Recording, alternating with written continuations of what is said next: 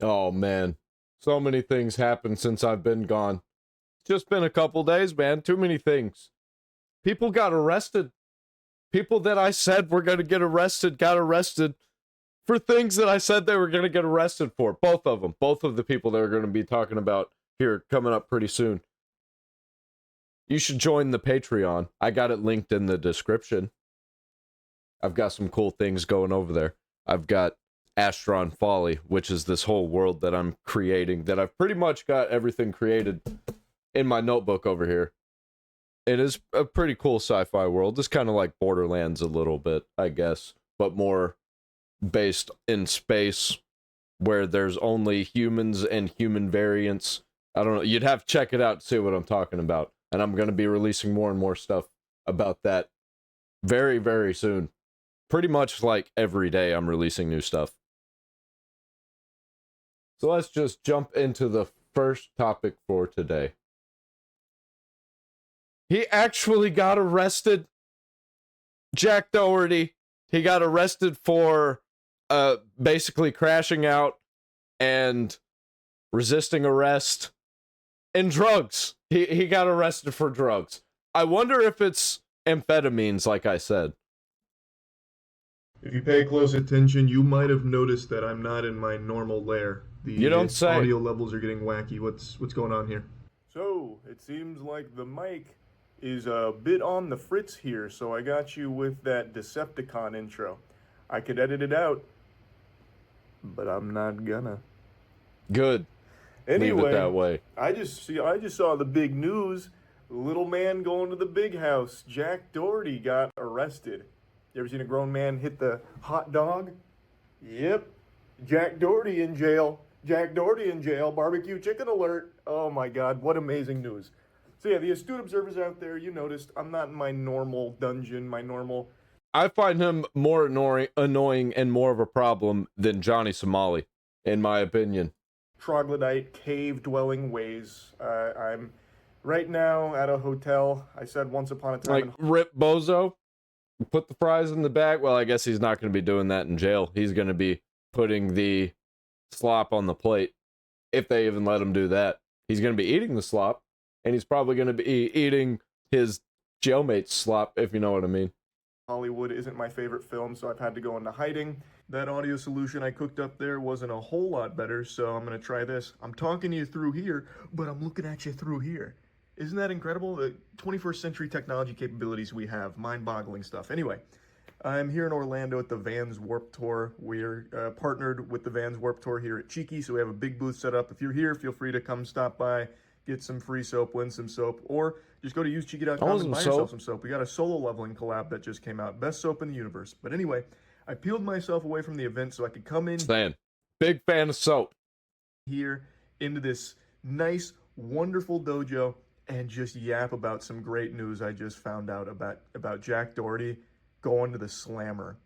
It is incredible stuff. When I saw the headlines, it reminded me of that feeling. There's two ways he's going to come out of this. One, he's going to be normal, and he's either going to not stream or he's going to stream, and it's just going to be like boring streams.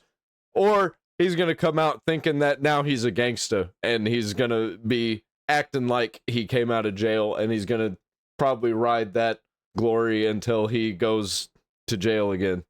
I got when I first received the text from a girl inviting me to stay the night.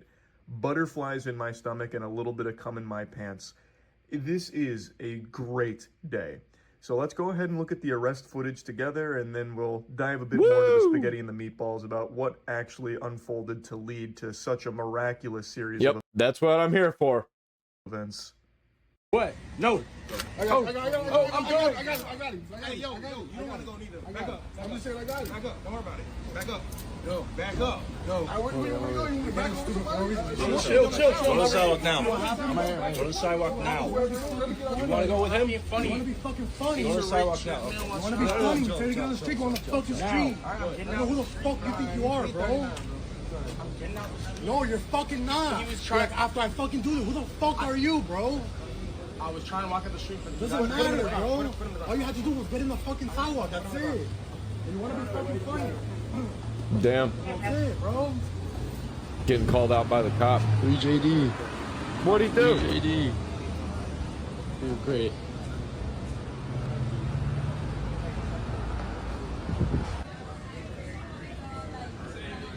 He's trying to make a video.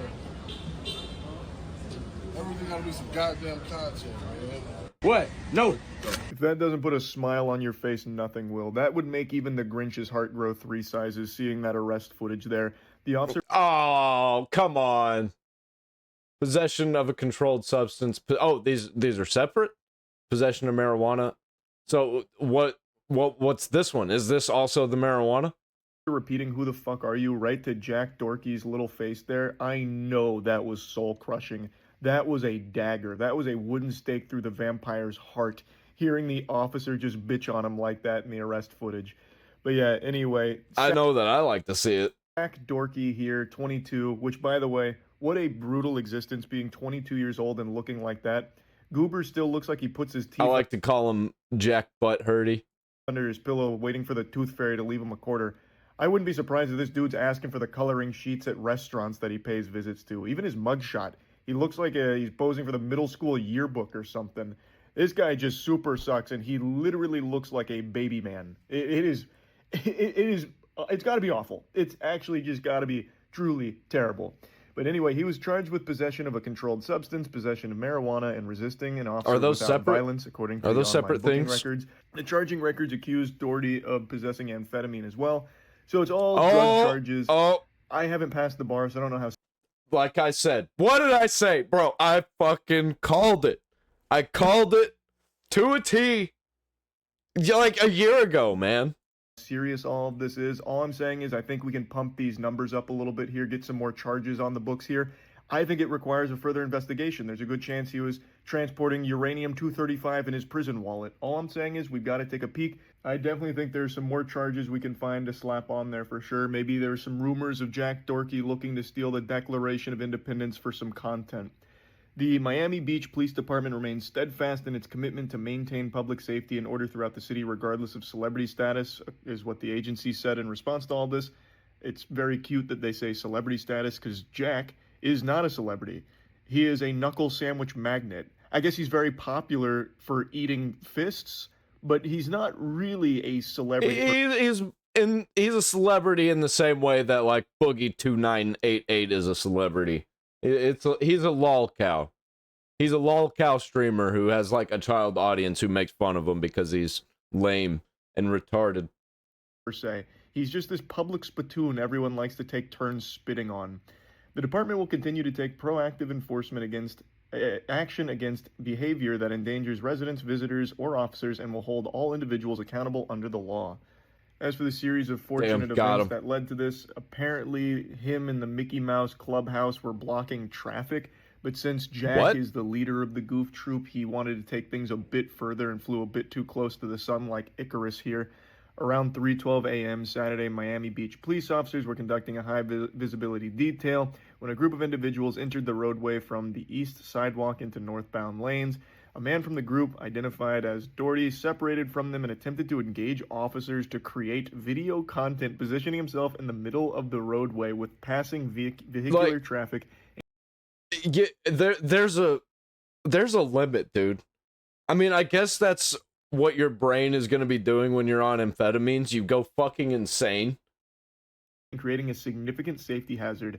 I just can never understand. I can't wrap my noodle around Jack's. A lot of my family are addicted to amphetamines or were addicted. And my uncle, man, he'll like take a motorcycle apart because it sounds funny, put it back together, and then take it apart because it sounds funny. Put it back together, still sounds funny, takes it apart, and he does this. And he'll do it all day, for days sometimes, doing the same things over and over again, just tweaking the fuck out. We had to kick him out because, like, dude, it was too much. Persistence to, like, try and present himself as a tough guy where he's even gonna puff his chest out at police officers and then hide behind. Why would you do that? That's become his like go-to strategy. That is his anime finishing move. He causes a ruckus and then hides behind his much larger men that are paid to protect him. Like the people that are paid to put up with him are the ones that he just tries to hide behind while slinging insults and just being a douchebag. And that did not fly here with the officers. So in an effort to clip farm here by, I don't know, trying to be a big man on the officers and then hide behind his security guards, he ends up getting arrested and then charged with a lot of ancillary drug charges as well that they happen to found. Nice. So he began issuing multiple commands to What a get him moron. off the roadway, but he kept Rip refusing. bozo. They kept, even his group was apparently urging him to comply, like they were tugging on his nipples, like, Jack, come on, we got to get back there, please. But he was just so fixated on trying to get just a crumb of attention out of all of this for his god-awful content. They continue warning him that he would be arrested if he continues. And his response was apparently, once I'm done with this bet, which is a fucking stupid bet in the first place, just go play in traffic. That bet is someone hoping that you'll get yourself killed. And Jack doesn't realize that. Who bet him to do this, and why would he think that this is a good idea?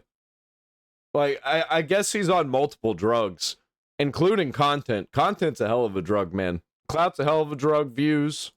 Miami Beach police safely apprehended him in the middle of the road, and due to his deliberate refusal to follow lawful orders and continue to obstruct traffic. They then searched his person, found half an orange oval-shaped pill with 3 imprints on it, consistent with Schedule 2 amphetamine, as well as a black plastic container holding 3 hand-rolled suspected cannabis cigarettes weighing approximately 4 grams combined. So they got him. That's enough to put him away there for a little bit. They posted his bond. I don't know if he's made bail or not yet. He definitely going to jail at least. And honestly, jail is worse.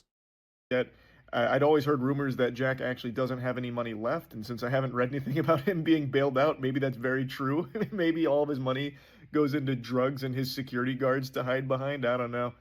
What I do know, though, is that this is a feel-good story. This is one of those things that's gonna make you smile, and I think that's a wonderful thing.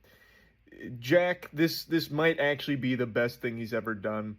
They were saying that he was doing this as like a joke or something earlier, but he's never made a good joke in his life until today. The closest thing he'd come to making me laugh in the past was when he... Dude, yeah, this situation, as soon as I saw it, I fucking laughed. And I just said, let's go. All right. Best news that I've seen in a while, man. Crashed his McLaren, but this one was special. He had me giggling, so thank you, Jack. The only thing I wish is that you had waited for me to get home so I could properly make a video about this instead of having to just, come together and haphazardly throw some shit here to try and make something on it. If you don't mind, when you do get out of jail, could you do it again, please? An encore performance and go back? Yes. So that way I can do it from my comfortable home setup instead of this. But anyway, thanks again, Miami Police Department, for arresting Jack Doherty. Great stuff. Excellent work, officers. And Jack, dude, so you. based. Good stuff. This is just one more reason why I love Florida.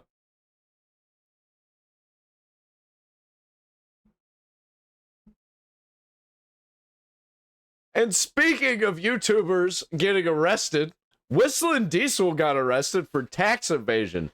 That's fucking crazy. Didn't see that coming at all. No way. I'm pretty sure I said it all over Twitter or X. I think it was Twitter at the time. I don't even remember.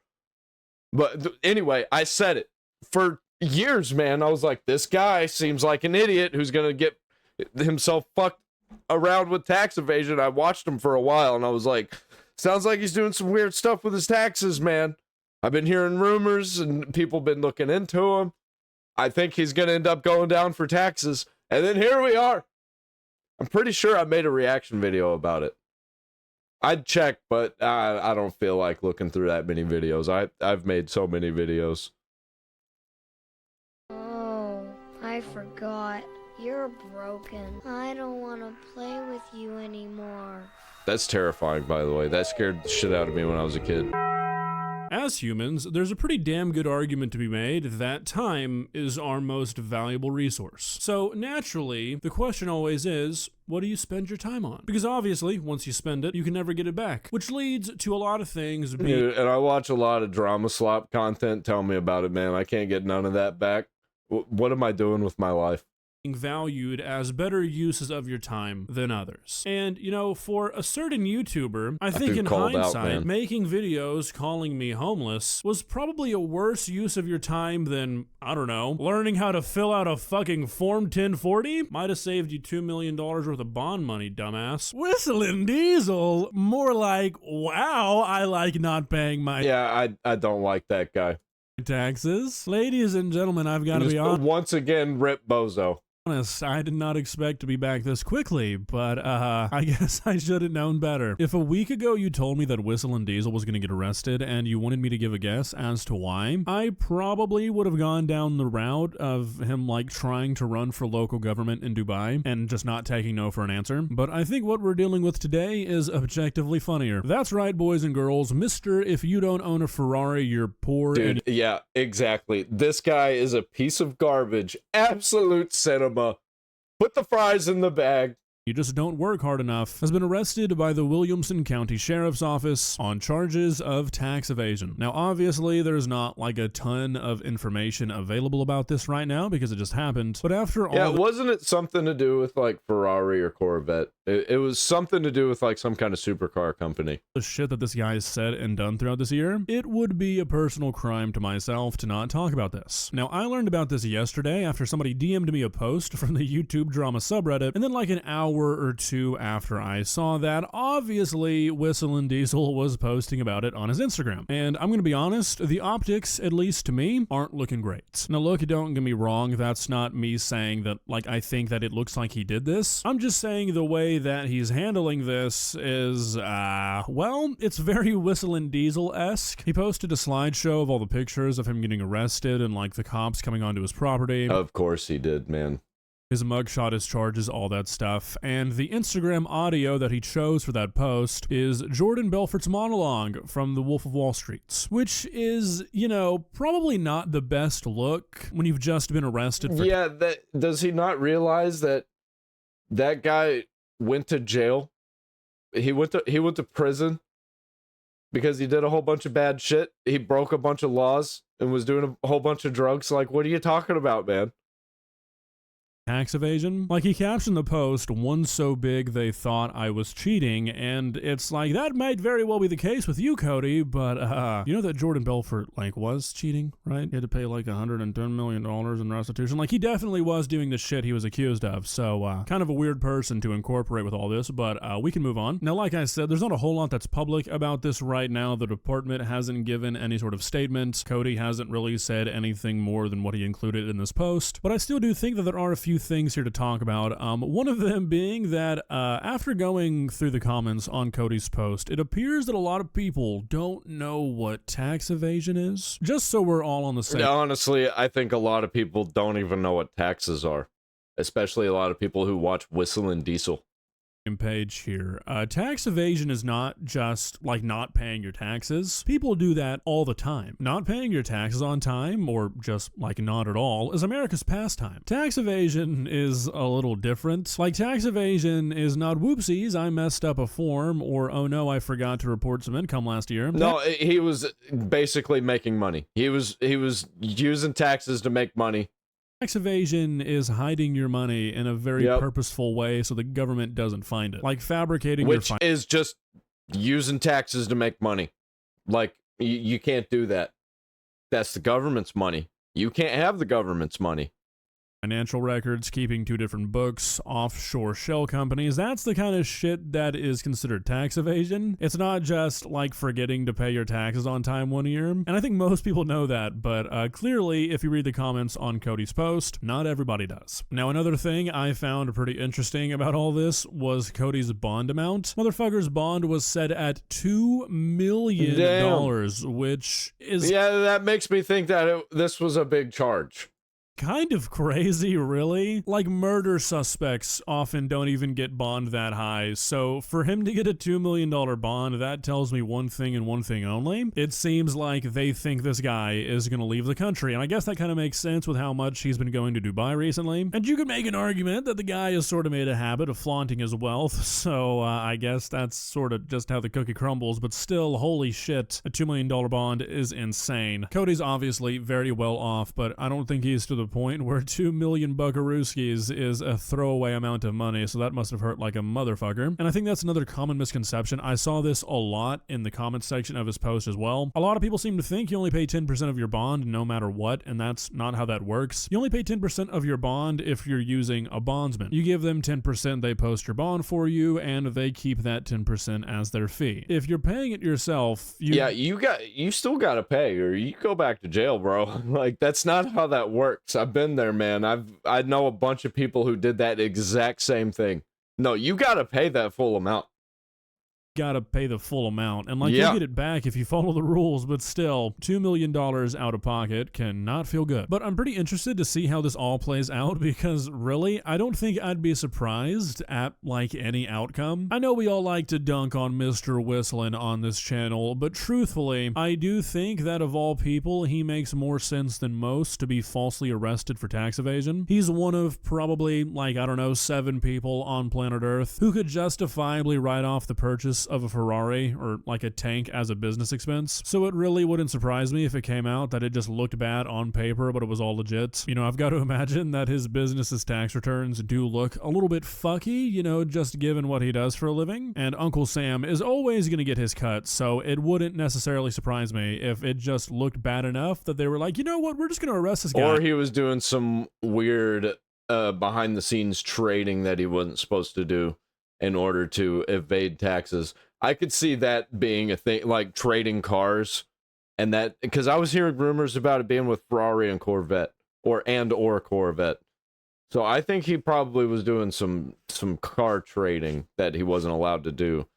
Like, if you buy a Ferrari, you're not allowed to get rid of it. If you're gonna sell it, you have to sell it back to Ferrari. It's not actually your car. So if there's a bunch of weird deals going on with cars, I could see how you could be caught for evading lots of taxes. Ask questions later wouldn't be the first time, but also it wouldn't be the first time that I'm also not saying that's what happened. I'm just saying that seems very viable, and I've been hearing rumors about it. YouTuber ran into issues when it came to taxes. If you didn't know, all the money that YouTube pays you is untaxed, and if you're making millions of dollars from YouTube, well then that is millions of dollars that the federal government is going to be expecting from you, and some people don't really like to do that. I don't think anybody likes to do that. Taxes fucking suck, but I feel like it's a lot easier when you just don't really have a choice. When it's just taken out of your check every week and you can't go to your employer and be like, hey, can I just have that back? It's a lot easier to pay your taxes, I feel like, than when Google is direct depositing 6 figures into your bank account every month and you don't have to pay anything immediately and you can spend it on fun, shiny things. So again, not implying that anybody did anything, but it would make sense for a person who is making millions of dollars on YouTube to want to try and figure out some ways to keep more of those millions to themselves. I will say that Cody's behavior surrounding all of this has me thinking that he's either one, just confident in the fact that he's done nothing wrong, or he's just being kind of stupid and is going to end up making himself look like kind of an ass, like he's probably both. He probably did a bunch of shit wrong, and he's probably also nothing going to happen to him, and he's going to be fucking retarded about it. Doing all year. Like I said, immediately associating yourself. If anything, they'll make him pay a whole bunch of money. I think the government would much rather have a rich guy pay a whole bunch of money than just throw him in prison. Of, if not just the most famous case of white-collar crime the second you're arrested for tax evasion, is a strange decision. It's not exactly what I would call a good look. I assume he's probably just trying to lean into the whole I'm so big, people want to see me fall, I'm so rich, I don't give a shit kind of thing, but it'd be like being arrested for murder and then having a fucking picture of OJ in your Instagram slideshow, and even then, at least OJ wasn't found guilty. Jordan Belfort absolutely was, so it's just kind of a weird choice. Also, he's been liking certain comments that, again, it's just not really what you do when you have a federal tax evasion case being thrown at you. He liked an Instagram comment saying blame the accountant, and an accountant's not gonna do tax evasion for you without asking, so it's just kind of I feel like Cody's ego is gonna get in his way here. I mean, the dude's been posting pictures of himself getting arrested to his Instagram story to Little Baby songs, and everything for content, right? Anything for content. Well, nothing he's doing is Everything is content. illegal, and like it's nothing that the courts are really going to be able to use against him. But it's just like, come on, dude, you're a grown man. Like, getting arrested is not cool. And it's becoming increasingly more and more clear that you think being arrested for tax evasion makes you look really cool, which, you know, I think just really kind of goes back to what we've been talking about with this guy for the last few months. How everything in this guy's life is sort of dictated by status and money. I mean, obviously, the guy who thinks that nothing is more important than the almighty dollar is going to think he looks really cool when he's being arrested by the government, because Dude, how sad. How sad that your whole life is based on just how you look and your like status and how much money you have.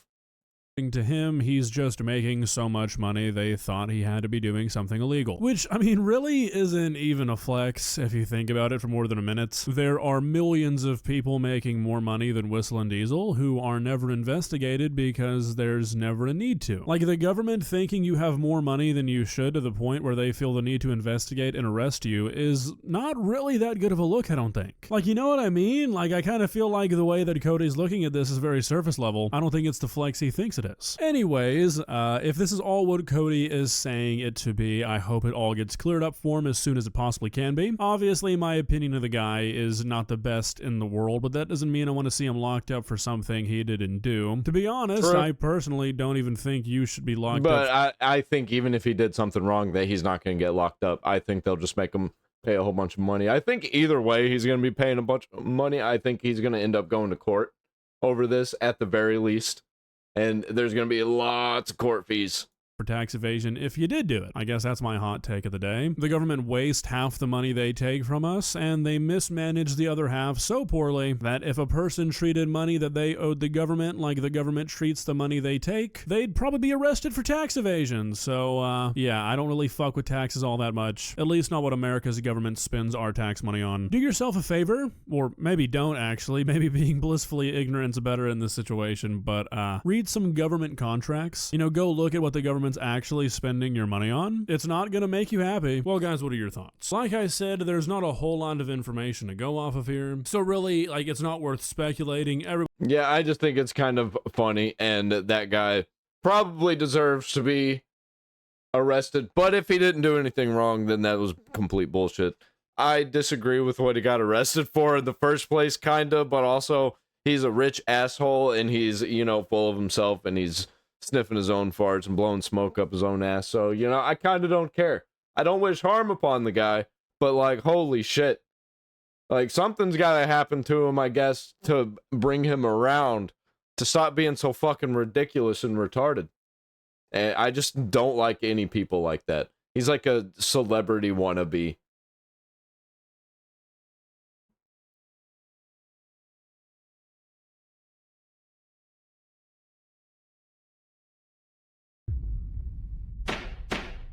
I want to go over some Hasan Piker news, because apparently he can't legally China. I don't know what that means. I like the wording of that. I like the words he chose for this. He can't China, and I think he shouldn't be China. He should not be allowed to China. Hasan Piker cannot China. We're going to get into today on The Legal Mindset. We teach you to be your own judge. Of course, I'm Andrew Esquire, American attorney living in Asia, actually living in Asia. And we're going to talk about Hasan's near arrest in China and the legal reasons and practical reasons why he will never relocate there or could never relocate there and actually operate as a streamer doing what he does in America. Now, this is something... And he says he says the West lies about China and how China is like an authoritarian hellscape. But then he turns around, glazes China, when really it's actually the other way around, that America is the awesome place because Hasan Piker lives here. If he didn't want to live here, he wouldn't live here, by the way. He can literally choose anywhere in the world, but he chooses to live in the United States. I wonder why that is. Probably because he's not allowed to live in China. Of both legal and personal interest to me. And he wouldn't want to live in China anyway. He's just a fucking idiot. living abroad. I've lived abroad for 6 going on 7 years now. And as someone looking at this, a LARP that he is doing in China, which is something that a lot of influencers are doing nowadays, they are oftentimes paid by the state or the provincial government to actually take these tours and trips. And seeing that even on this trip, which is carefully guided, carefully manicured, super pro propaganda, even during this trip, he makes a slip up, he makes a mistake, and it shows you how American streamers can really only do what they're doing from America. So we're going to get into that today on the show. Of course, I've got a PP for you, a PowerPoint, why Hasan cannot China. So of course, this involves our favorite streamer, Hasan Piker, who has had no small deal in terms of his recent controversies. Collargate not going anywhere anytime soon. Those memes will last. So Hasan Piker taking money from China, glazing China, also is the golden boy of Twitch. He's in the inner circle of Twitch. Is Twitch taking money from China? They're definitely getting some influence, or they're being influenced by China in some way, or trying to. That's probably even worse, man. Forever on the internet. But this isn't about Collargate. We're indeed moving on. And they definitely take money from Democrats, who I think are a terrorist organization anyway. A little bit farther east. Now, here we see Hasan Piker in an interaction with Chinese police. So what happened was he made a meme. There was a meme of Hasan that was propagated involving him as Mao Zedong. And obviously, the Chinese Communist Party, the CCP, does not take too kindly to the memes. They are not a people of the memes. They don't have the same meme culture as America. You don't and say. indeed, memes can get you in big trouble if they offend the state. So in fact, during this interaction with police, it was just a misunderstanding. They were just making sure that I wasn't saying anything that they didn't like.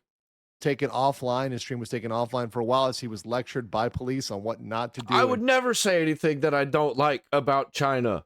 Never. Not out loud. To do. Obviously, he crossed a line there. And think about this. That's Hasan Piker. I would say everything that I don't like about China out loud. Like their genocide that they were committing and probably still are. How's that Uyghur thing going? This is a person that is not living there, that is literally there as a spoiled Nepo baby on a likely state-sponsored tour. That's the only reason he's even able to be there. The fact that he's spoiled, rich, has money, and has somewhat of an influence, and was probably pushed out there by Twitch, definitely helped being propped up by Twitch to go out there. It's fucking weird and gross. And like, how does anybody fall for this shit? Going around seeing very carefully manicured, guided things. And even during that, he managed to have an altercation with police. Even during the few days he is in China. It was inevitable. He has an interaction with police. So we're going to get into it from the perspective of someone like myself who actually knows a lot about China and the people in China, the culture in China, the laws in China. And we're going to talk about why he will never actually be there, because things like this would not just happen once, but would quickly land him likely either detained and just disappeared for a while, or deported from the country very, very quickly. And part of that is his Islamist support. And this is something that people don't recognize in America, because also the gay stuff. China doesn't like the gay stuff. If you are pro gay people, they don't like that either. Yeah, but once they find out about the Islamic stuff too, they really don't like Islam. You think they don't like Christianity? Oh, they really don't like Islam. Oftentimes Hasan gets away with the very simplistic analysis of America and the West are bad. And by the way, he's not actually a Muslim. He just pretends to be.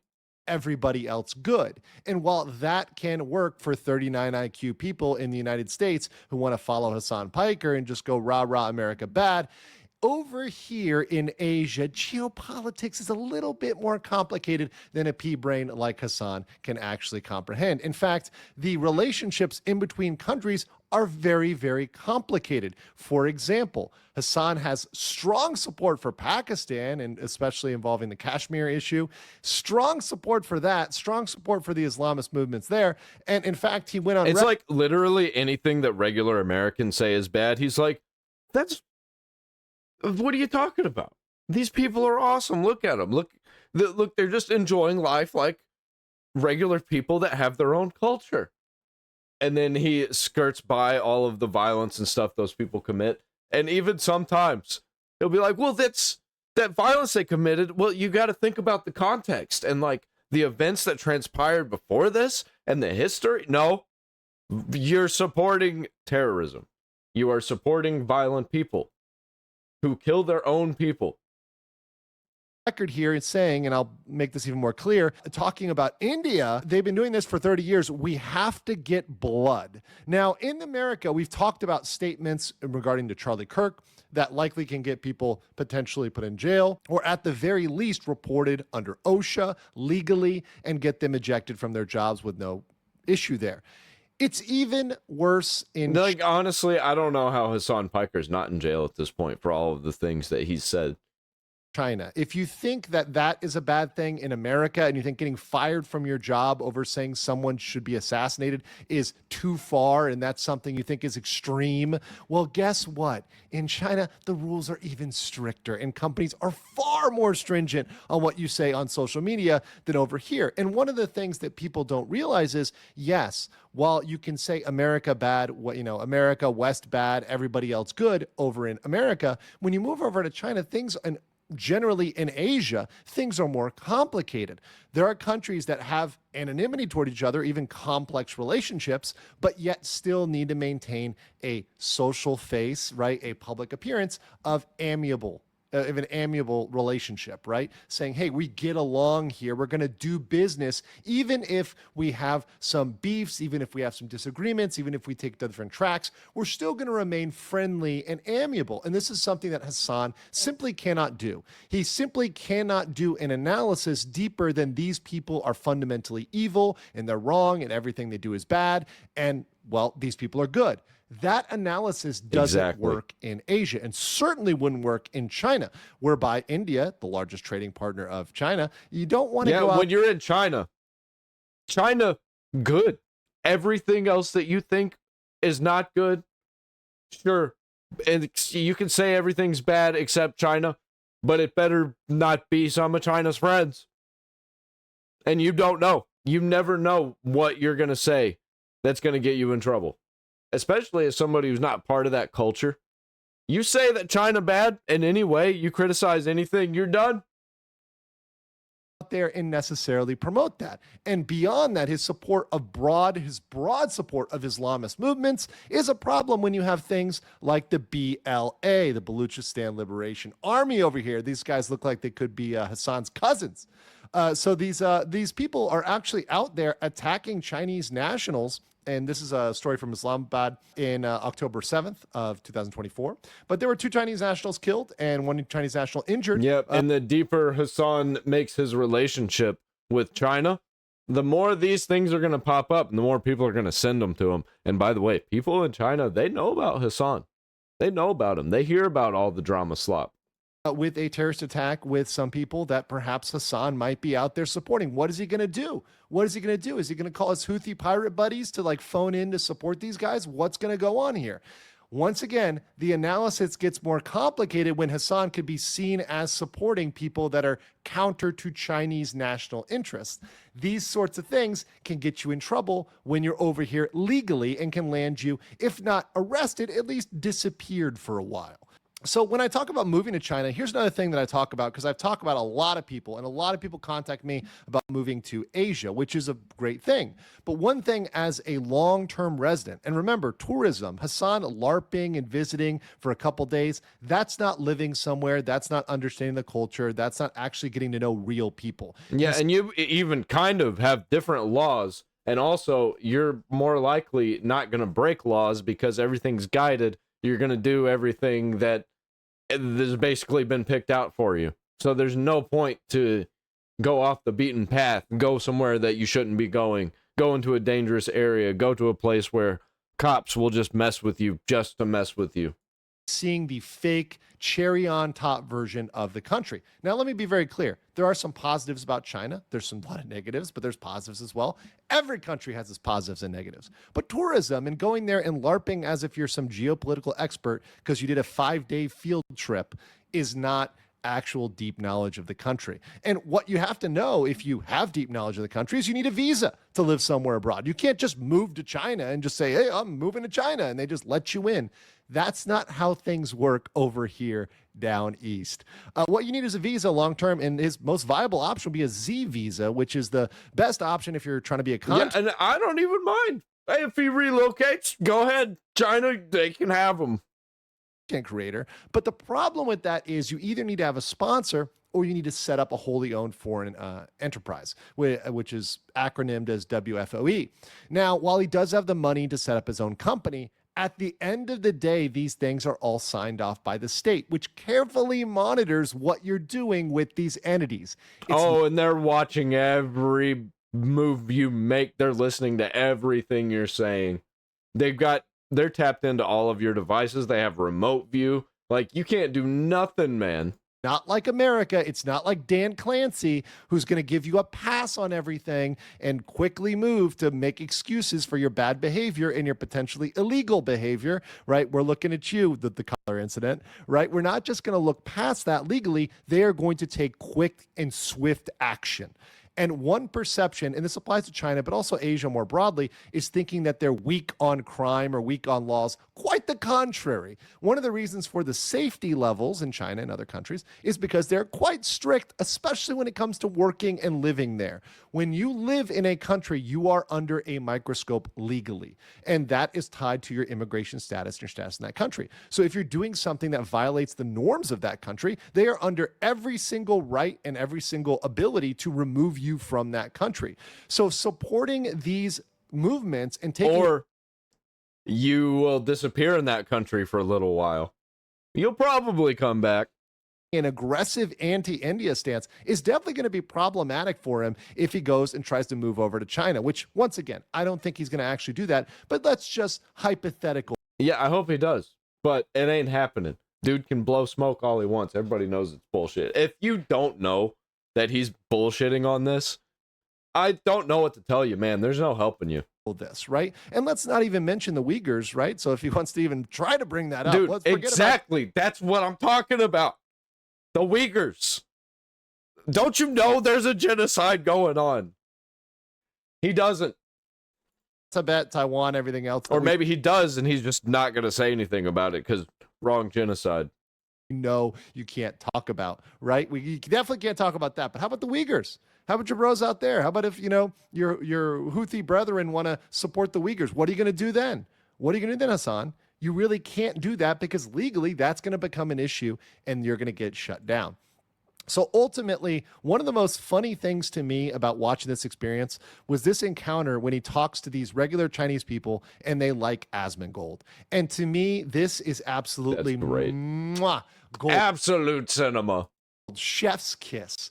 Because in this, he's discovering there's a difference between the real average citizen and what the government says. And despite what many people may say, the average citizen in China is actually kind of based. In fact, there's places in China, this is like giga-based, where out in the countryside, they don't even give their wives names. It's wife of farmer X, right? This is not me making this up. This is real China. Dude, I don't know. They might have got it figured out there. Stuff, right? And the average citizen has problems just like we do in America. They're regular people. In fact, they're oftentimes a little bit even more based than Americans in certain socioeconomic issues. So when he spoke to these average citizens and they knew Asmongold and liked Asmongold, why is that such a shocker to him? Because Hasan is a removed Nepo baby who sits in his little bubble in LA and doesn't talk to real people from these countries and interact with them daily. Yeah, the only people that he interacts with are like tailor-made people. People that are for the videos, for the content creation. Someone like myself. These people, if you actually speak to them, have the same socioeconomic problems that we do. We've heard of quiet quitting. Well, that came mainly from China with the lying flat movement or let it rot movement. These sorts of things where people are seeing no hope. They're looking at apartments, for example, in Shanghai, where you can't buy an apartment for under essentially $1 million $1 million USD. And there's many other places where literally it is impossible for a person working a regular job to buy an apartment or buy a house. Does that sound familiar to anybody? Yes, to Americans. And people like Asmongold who are speaking up on these issues, they can identify with as they're translated into Chinese, as they're translated in other languages, they can identify with this. And that's why it's such a shocker for Hasan when he discovers the reality is different than the propaganda. And that's one of the reasons why I say, in conclusion here, the average Chinese citizen and Chinese culture is really too based for Hasan. It is far too based for Hasan. How many viewers does Hasan Piker get? He gets like 70,000. You know how many people there are in the world? You know how many more viewers, how many more people watch Asmongold? Just like across all the platforms and the reposts and everything. He would not be able to handle it. He would not be able to deal with it long term. It's not all about Gucci stores being right next to street vendors. That's not what it's about. What it's about is a deeper... Regular people, even if they had the money to go to places like Gucci stores, get Louis Vuitton stuff, they don't. Rooted culture and a deeper rooted citizen that's going to tell you like directly. A bunch of brain dead consumerist morons, I guess over consumerist because I like consumerism, but like gluttonous, greedy fucks, like they get into that shit. Bunch of retards. Going to cut through the BS, cut through the games. And, you know, that's a positive about speaking to people who are from China is they're very, very direct. That's too much for Hasan. He can't handle that. He can't handle anybody that goes against him. And certainly his politics would be a impediment to any practical move. These guided tours are just geopolitical LARPs. Every time I see them, it's saying, oh, you touched down in Japan. You spent 5 days there. Congratulations. Do you want a pin? You know, China, do you want a little pin for you been there on your map? That's not actually getting to know a country deeply or understanding the nuances of those cultures. And I think that if Hasan continued to do his streaming, he would quickly be detained. If only for talking about the issues he's talking about, not to mention defamation, which we've talked about is legally different over there. But I want to know what you guys think. Should Hasan move to China? What's going on? Oh, yeah, definitely. Yeah, they can have him if he wants to go there. That's fine with me, man. Have at it. He won't, though. He's pussy.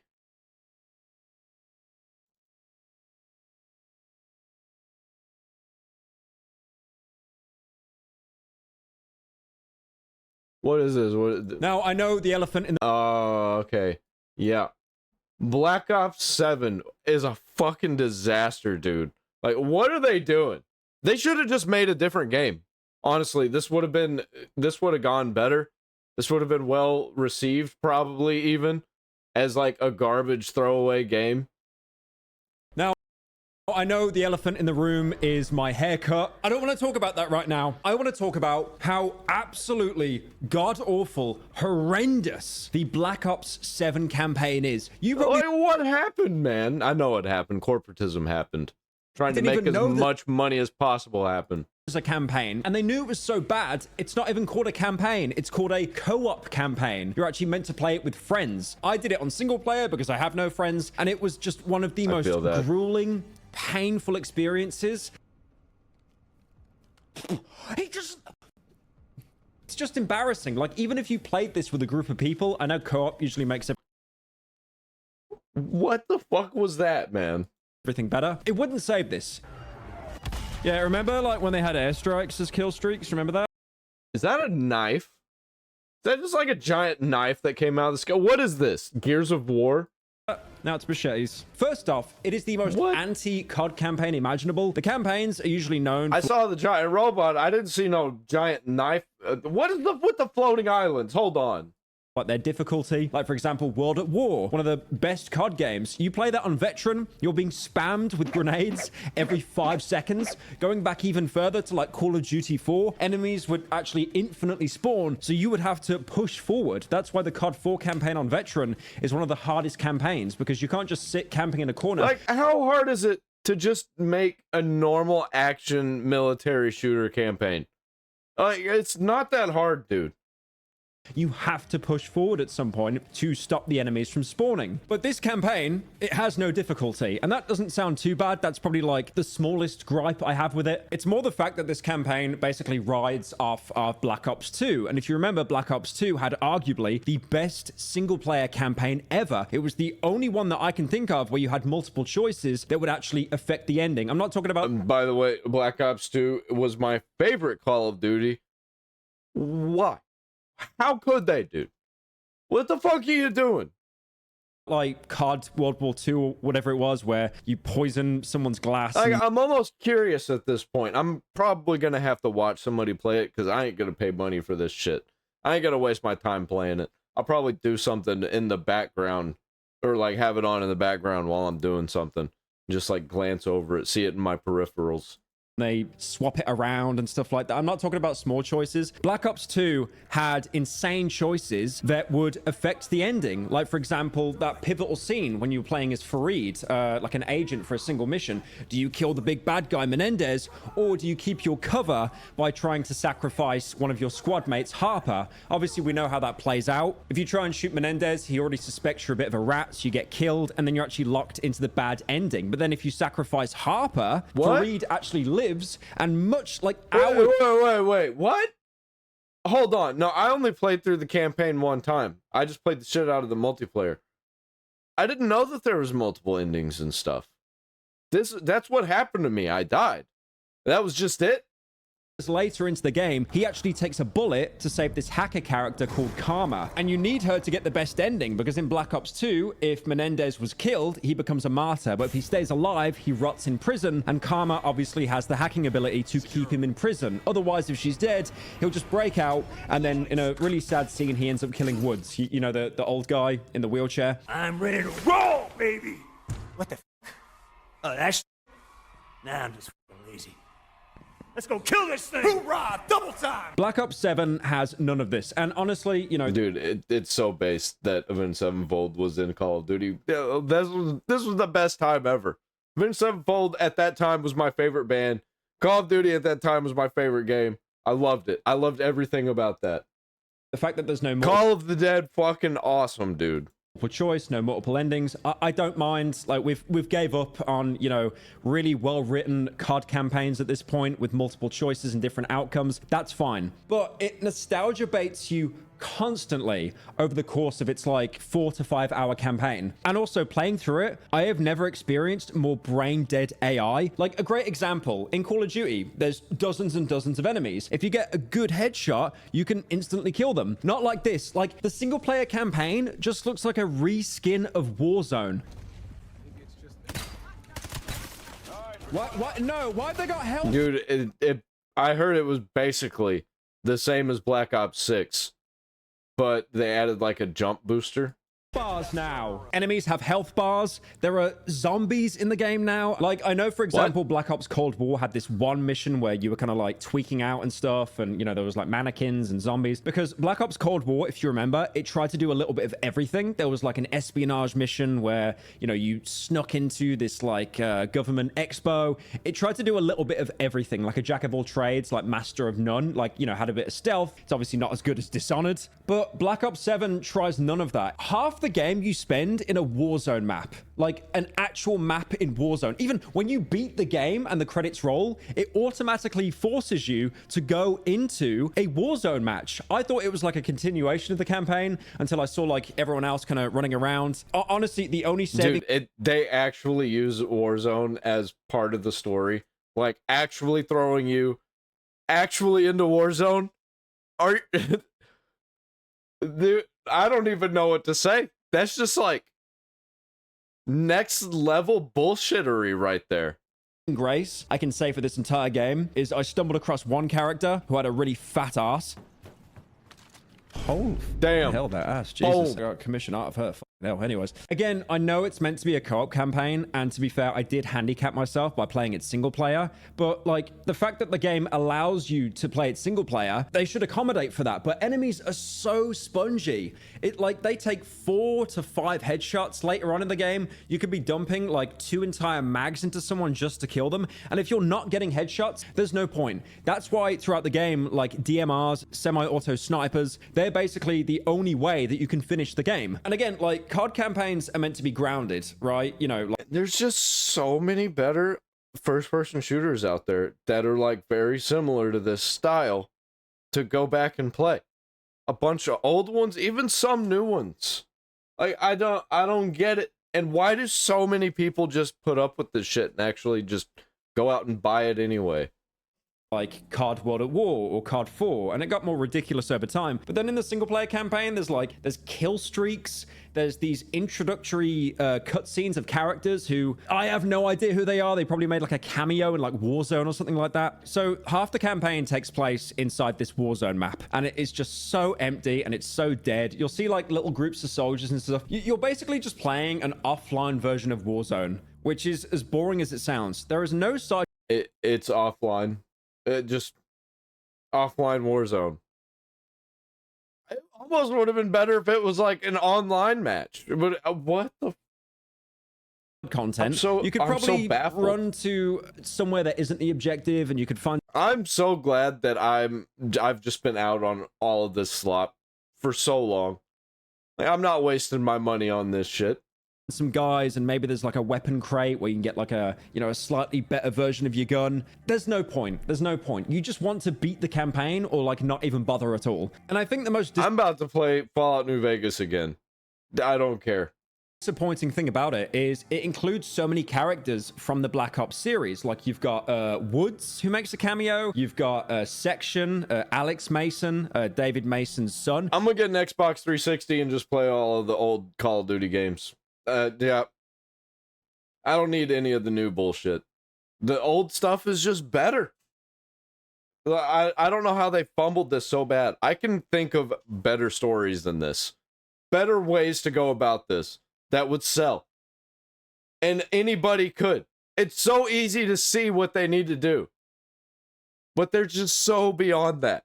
The people who are in charge of Call of Duty are just like absolutely retarded. I don't think they actually play games. They're probably just scrolling social media constantly. Even David, like Mason, who you and not even like regular social media, like corporate social media. All they see is stuff like IGN articles and Eurogamer.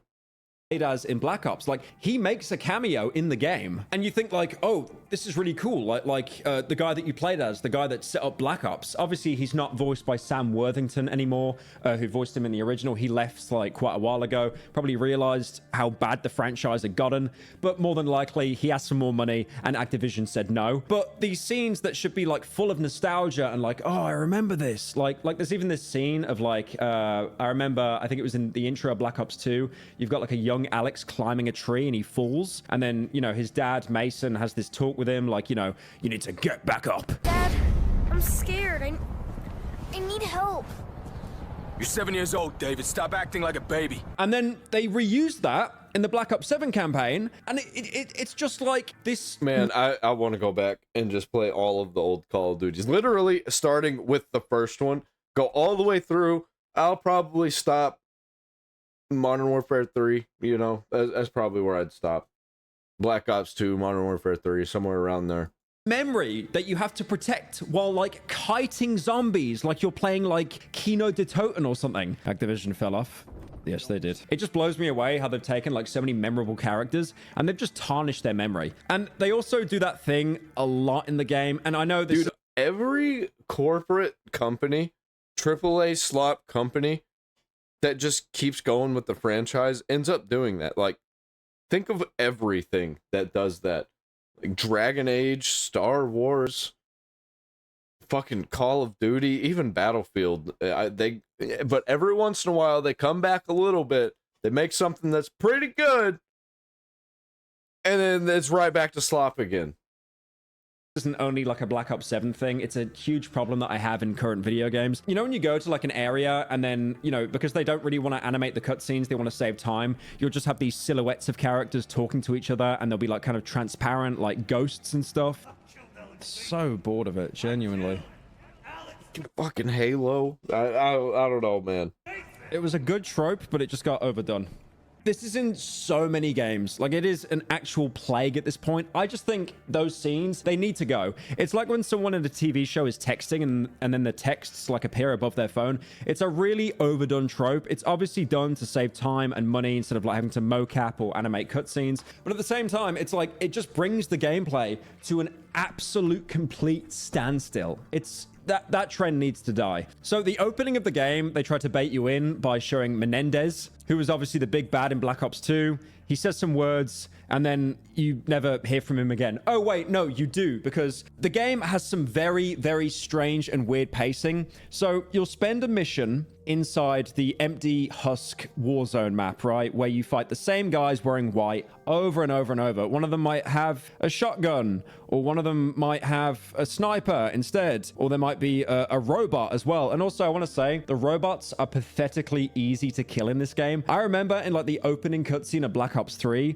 there were like similar robots that you fought. It might even be the same brand, just to show. Dude. Oh, we're fighting robots in Call of Duty. Oh, okay. How powerful they are against humans. I'm pretty sure the last time we had robots, people did not like it. There's this scene where you get like your arms broken, and I just remember it being like really they didn't gruesome. learn their lesson. But in this game, they're weaker than the Or human. they thought maybe now was the time, like people forgot about it. It's a new time, new era. This is what people are into now. You just get like a DMR sniper, you just shoot them in the head, dead instantly. And then they've got like a black variant that's like stronger.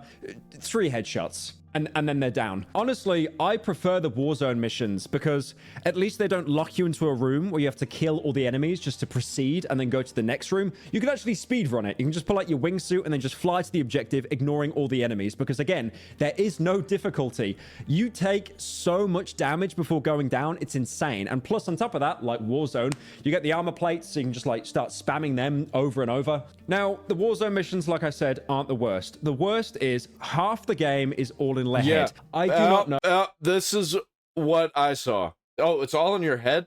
That's how they got away with doing this crazy shit? What? Okay.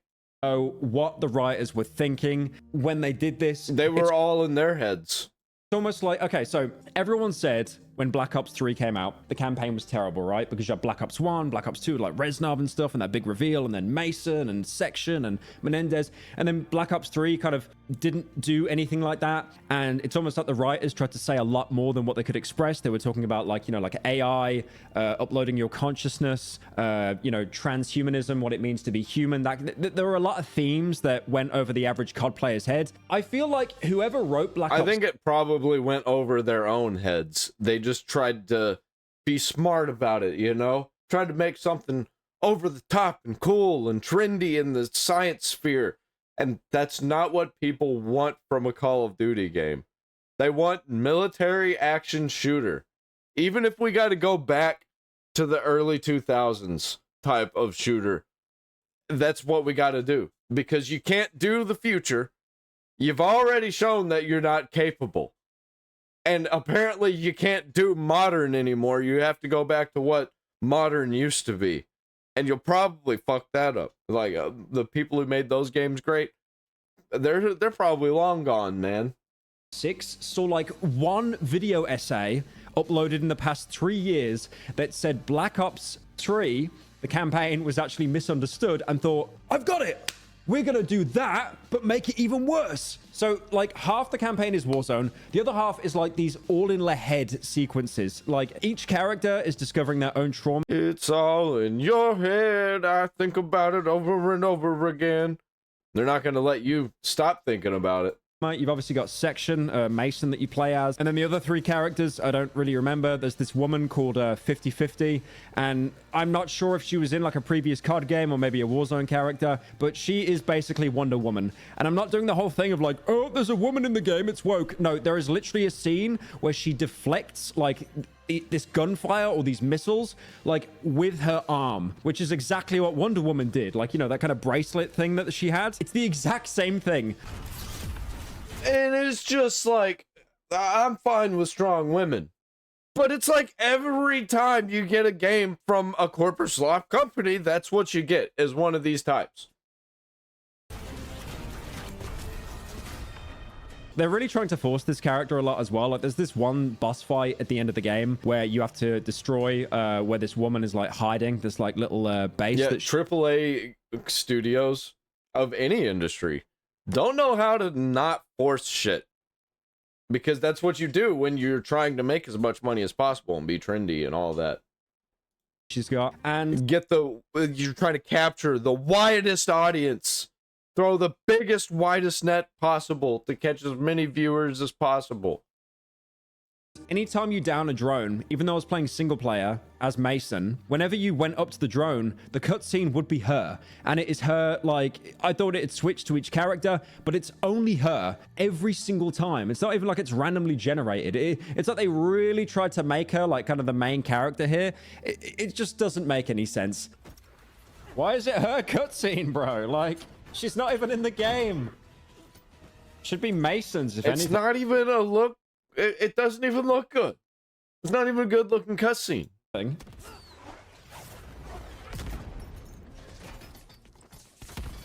I know this like video. That shit looked like 2016. All over the place. I don't have a script. I'm kind of rambly. I will get into the all in the head bits in a second. I know I need to do that. But one thing I remembered is I mentioned, like, you know, like Masons in the game, Woods. Okay, so this is where the game makes no sense at all, right? So Harper from Black Ops 2 is one of your squad mates, one of the co-op characters. But also, Karma, the hacker, also makes a cameo. This makes absolutely no sense. Because Harper and Karma never live in the same timeline. If you want Karma to live to get the best ending, Harper has to die. And if you save Harper, then Karma ends up being shot in that, you know, in that really pivotal. Yeah, they probably didn't even think about that. They probably didn't even look that far into it. They just know that those were characters that existed. So they were like, let's bring them back. Nostalgia, everybody. Remember these characters? Let's just have them both. It be in its own universe. Fuck it. Why not? Money. Scene on the boat. So these idiots will still buy it no matter what. Doesn't matter if the campaign's good. They're not even fit for the campaign. They're in it for the multiplayer.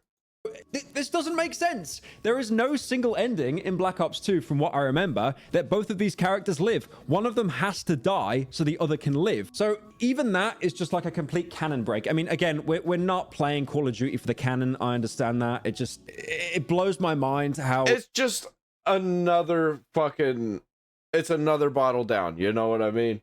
No one even checked this. I'm not sure if they're doing like a kind of Marvel, like what if scenario or something like that. So about the all in head sequences, they're not short. They are half the game. And they are just absolutely atrocious. So you might remember that like chemical agent Nova 6 that was like kind of tying all the Call of Duty Black Ops games together. It was featured in Black Ops 1 and then 2. And it was basically the only thing in Black Ops 3 that linked the other games together because there were no returning characters in that game. Instead of the gas being yellow, they've now made it red. And it's called Cradle for some reason. And what it does, it basically breaks your mind down, gives you psychosis, turns you insane, makes you lose all your memories. I mean, it seems really like villainy to make an agent like that. They could have just done something like Agent Orange and just like killed you pretty much. But yeah, I mean, writing. So every single mission then gets like cut off before you doing the next objective because you spend 40 minutes being stuck in your own head. And it's like these platforming sequences. Call of Duty seems to really love these hallucinations sequences. I know it's a plague on video games at the minute. I mean, it was even in like, you know, Dying Light, for example, and that was like one of my most favorite games. But one of the first hallucination sequences is terrible because it features, I think it's Mason, Alex, trying to beat his negative memory of... I haven't liked a hallucination sequence since TAC 2 and the Staff of Dreams. Raul Menendez. How does he do it? You remember in Black Ops 2 when you played as Raul for a very short period of time and he had a machete, right, that he used to cut people with, right? That was his like iconic thing. There are gigantic machetes that are flying in from the sky and landing on you instead of an airstrike. Machete! Yeah, remember like when they had airstrikes as kill streaks? Remember that? Now it's machetes. Yeah, remember when they had machetes? Now they're kill streaks. And then later on, when you fight him as a They're boss, airstrikes, you can whatever. use the same machetes against him. Like it's some kind of like discount airstrike. Like just to show how much they don't even care about this game as well. Call of Duty has been like infamous for its like really There was machetes in Black Ops 2. Fuck it, throwing giant machete. immersive cutscenes, you know, of like choking people out or doing takedowns and stuff like that. You know, like that really cool scene where I think it was Woods or Mason confronts a young Raoul and he kind of like shoots him like in the cheek, no, in the eye, like when he spins around and then jumps out before a grenade goes off. You can switch to a third person view in this game and it just looks like Fortnite. I'm not even joking you. Look at that. Did they use Unreal Engine for Call of Duty? Is that a thing they're doing now? Man, it's like playing Dying Light in third person. Now I get it, like third person, it's not like a deal breaker. I mean, like the new Resident Evil game that's gonna have a third person view you can switch to, but that's obviously that's different though, because Resident Evil 4 and it basically like is an upgraded Resident Evil 4 third person view. That game is third person, and I love Resident Evil. I can't wait for that new one. I'm glad he brought it up. Choice that they took time into thinking about. It's not an afterthought like in this game. Like these all in the head sequences are actually so terrible, and I get it. I know it's like a really overdone trope, but they usually lead into a boss fight. Now there are actually boss fights in this game. I'm not talking about like an elite enemy or anything like that, like actual bosses, like for example Woods, right? Infamous Call of Duty character. They brought his voice actor back. Poor man, I genuinely feel so bad for him, like how bad the franchise has gone. I hope he got a good paycheck. But you fight him as this thing called the Nightmare. I really don't think he gives a shit.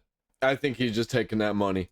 If I shown you a picture of this enemy, you would think this is from Resident Evil, right? Yep, you would not think that this is from Call of Duty. This isn't like a Warzone. I guarantee you it was AI generated. I think the whole thing was AI generated. They probably put in all of the Black Ops games and was just like, give me something, and then here, this is what we got. An event, by the way. This is an actual like. And this that is would make sense why it thought that giant machetes would be a good idea. Actual campaign. There is so much asset flipping in this game. Like the zombies, asset flip from zombies. Vorkuta! Reused assets! There's even this one point where like there's like an elder priest zombie that appears, and I was asking chat like, is this an asset flip? This doesn't even feel like it belongs in this game. Like I get it, they're on this cradle drug, they're tripping balls, but I feel like I'm playing an entirely different game here. Like there's this one mission as well where you're in Japan and you play as a completely different squad of characters. Place Japan. Again, like they seem to have pretty big personalities. I'm guessing they're from like Warzone or something. I had this theory when I was playing through the game, and it's almost like this was meant to be like a Warzone event or like a mobile game, because they've done mobile games in the past. And then they thought, let's add a little bit more content. It definitely seems like that. It really feels like that. That might have been what happened here. Recycle some more to make it like, you know, that kind of like 5 to 8 hour length, and then we can package it with Black Ops 7 and say it's a campaign. Like, you know, Modern Warfare 2, protecting Burger Town, COD 4, Mile High Club, that era's gone. That era's completely gone. Now we have this like dead, empty, open sandbox map, and then the only thing that they actually put time into is these like all in La Head sequences that are just terrible. Like there was one really cool scene, like one of the later missions, which is all in La Head, where you're in LA, the exact same LA where you were trying to protect the president in Black Ops 2. And I thought, oh, this is like pretty cool. But then you realize you're just fighting the same enemies. It's just like weird hallucination zombies, robots as well. Do you remember like in the Cold War campaign, how they went down the route of like kind of supernatural towards the end, of like this woman fighting her inner demons and stuff? This is the entire game now. It's not like this small thing where it's like, that's out of place, but okay, sure. No, this is basically the entire game. It's all in La Head. And then there's like these really bizarre choices as well. Like if you need to open like a terminal or something like that, you've got to do these like really crappy, like the only thing I can compare it to is like a BioShock pipe puzzle. Do you remember those puzzles? How everyone hated them? Dude, they were awful. Whenever I went back to play BioShock, absolute garbage. Worst part of the game. I love BioShock though. I mean, they were fun the first couple of times, but if you were metagaming, you wanted to get every discount at every vending machine, hack every turret, hack every flying drone turret, it just became like nauseating to the point that you just did not want to do it anymore. There aren't too many of these hacking puzzles, but they just feel completely brain dead. The main thing I don't understand as well is this campaign. I hate hacking puzzles in any game. I wish they weren't in any games at all. Cyberpunk, get that shit out of here. I hate that shit. Advertised it as a co-op campaign. They have not said at any point it's single player, but the environments feel so small, like, you know, the corridors, the arenas, they don't feel like they could fit 4 players. But more on the boss fights, they reuse a lot of them as well. Like, you've got these VTOLs. I think you fight them like 3 times throughout the game, despite the fact that you can normally take them down when you're in like the kind of war zone area with enough firepower. So I'm not sure why they had to be a boss. But one of the most cringe boss fights you've got in the game is Harper. Harper has this like kind of anger management moment where he gets really angry under the cradle gas because he remembers killing Javier Salazar. Salazar was obviously a guy who's in your squad, and then you find out during this big betrayal he was actually working for Menendez the entire time. And again, they don't seem to confirm whether Harper actually... Yeah, this is one of those things that just, you know that this was going to be some kind of weird event. Like, that's probably, this guy was probably going to be like a map object or something that you had, like an obstacle in Warzone or something. Killed Salazar there, but again, it or doesn't even in Fortnite. I don't fucking know, man. Makes sense, because for Harper to be at that point in the game near the end on a ship called the Obama, it's actually called the Obama, I'm not even joking, for him to be there to shoot Salazar, Karma has to be killed. They cannot both exist in the same continuity. Like, I even did an entire bit on stream explaining how this doesn't make any sense. She always dies. The only way to keep her alive is to keep Fareed alive, and he takes the bullet. So they can't both have lived. So it does not make sense. Karma and Harper cannot be alive in the same game. And most of the objectives in the game are just trash. You know how Call of Duty is usually you're in a facility or like you know, an urban setting, and you're killing enemies, going to the next area, killing enemies. It's pretty monotonous, but at least there's like a story. I think probably Modern Warfare 3, it was the... No, I wouldn't say the peak, but it was the last of the good campaigns that made sense. And like that battle that was in the city, I thought that was a pretty good one with the subway and everything, and it made for a pretty good map. I actually like Modern Warfare 3 quite a bit. The original Modern Warfare 3, not the newer one. That engages you. Here, it's just like wave defense garbage over and over. Like, did they make 3? Did they make Modern Warfare 3, or was it just 1 and 2? I don't even know, man. I don't keep up with these games. Activate this objective, and then wait 5 minutes while it uploads, and then you'll fight like these bosses that go into like the downed position. Like the entire game is a Warzone asset flip, like through and through. He's like down like in Warzone, man. He just got up. Now, I did mention that the enemies are spongy as well, but like the guns in the game are just, they're so weak compared to enemies, especially the zombie enemies. You get like a pump action shotgun at one point and you think, okay, I can get some pretty good kills with this. It takes like 4 rounds to kill a single zombie, or they're charging you. And this is a gun that you need to reload each shell individually into. It's not like a magazine or anything like that. It's just complete trash. The entire campaign really is just an asset flip. You've even got like the spider zombies from Black Ops 6. They have been recycled and used as enemies in this game. Yeah, they spent all of their money, time, resources, and hard work on all the microtransactions. And they probably built the entire game with the multiplayer and everything, had the roadmap all made up, and then they were like, oh shit, we have to put a campaign in it.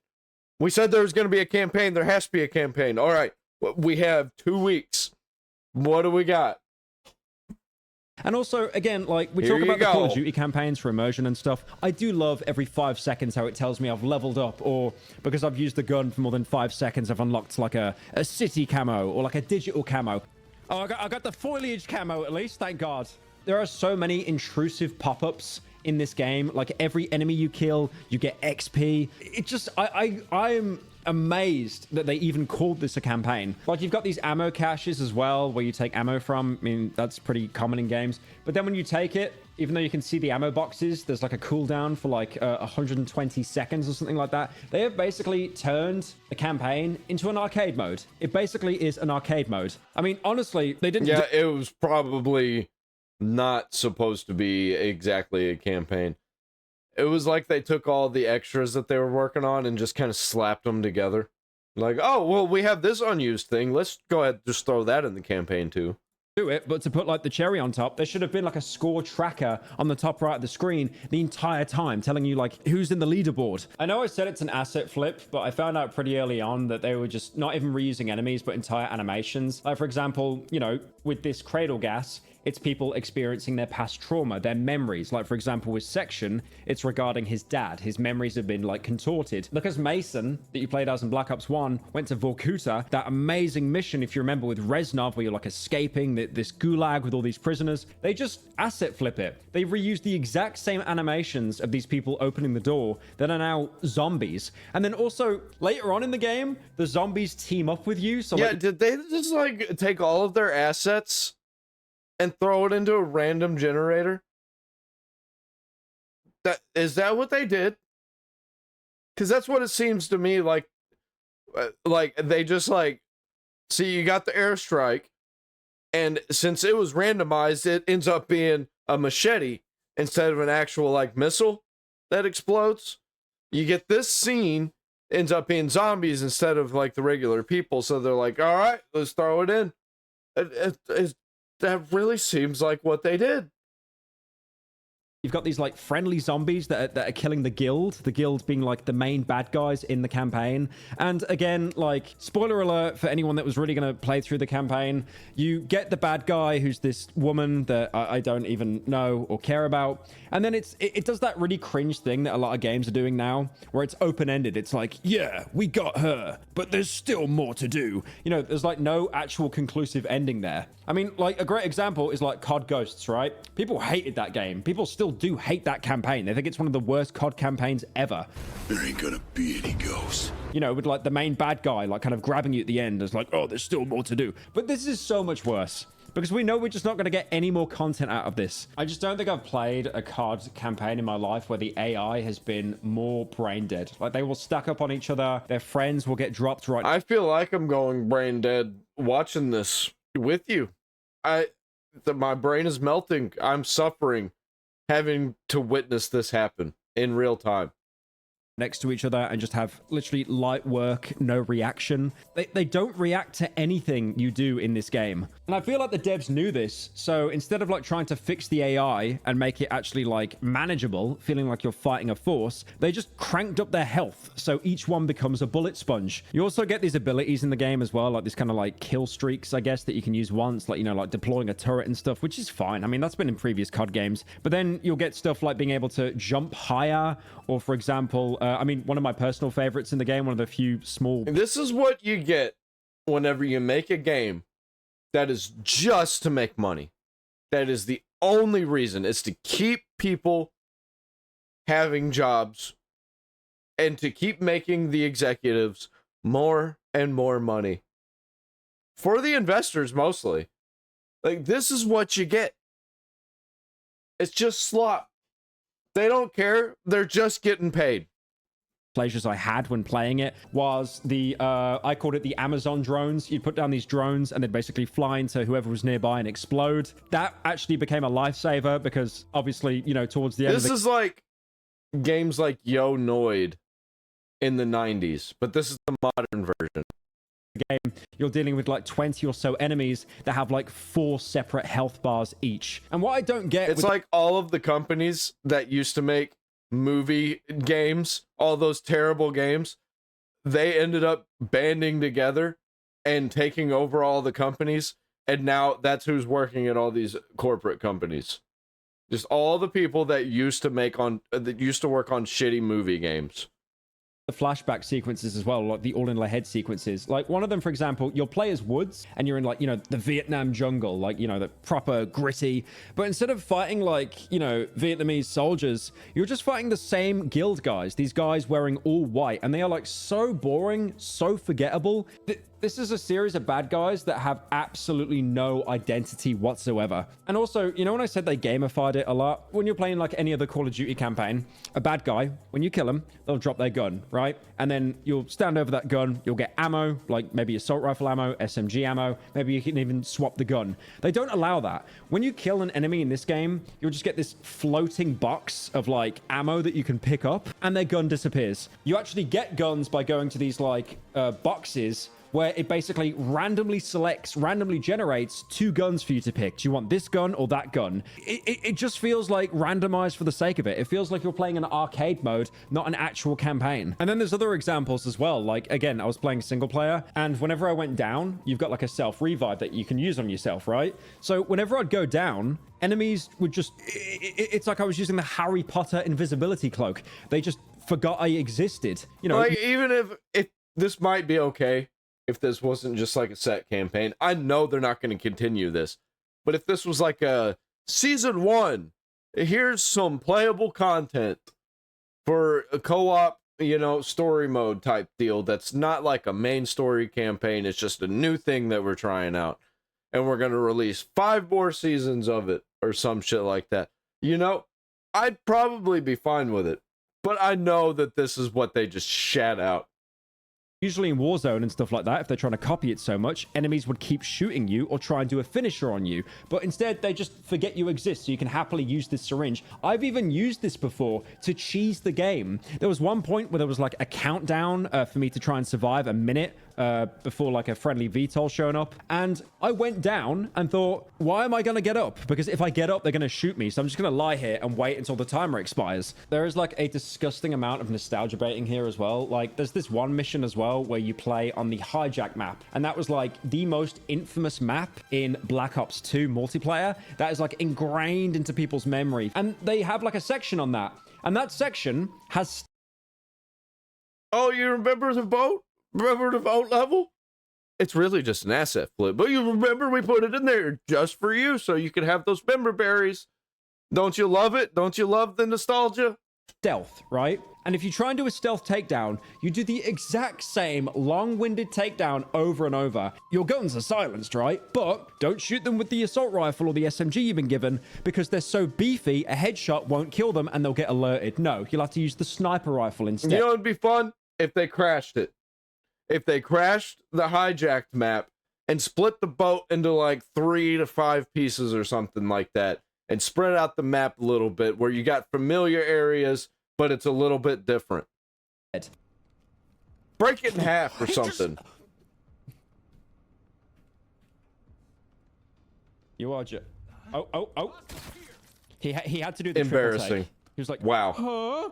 Again, enemies have no agency. They will just rush you over and over because they know, like, they're meat sponges. They can soak up all of these bullets. You can kill 2 guys with 1 magazine, and then you have to reload immediately after. The biggest hindrance this game has is the fact you have to reload instead of just, like, shooting constantly, because then the game would probably be, like, 2% more enjoyable because you could finish it sooner. Like, you'll get these abilities and stuff as well, like, you know, the ability to revive all teammates near you. Again, if you're playing single player, it's just completely pointless. I know I ribbed on about the boss fights a lot as well, but there is this truly... Dude, they could have just made a regular action story.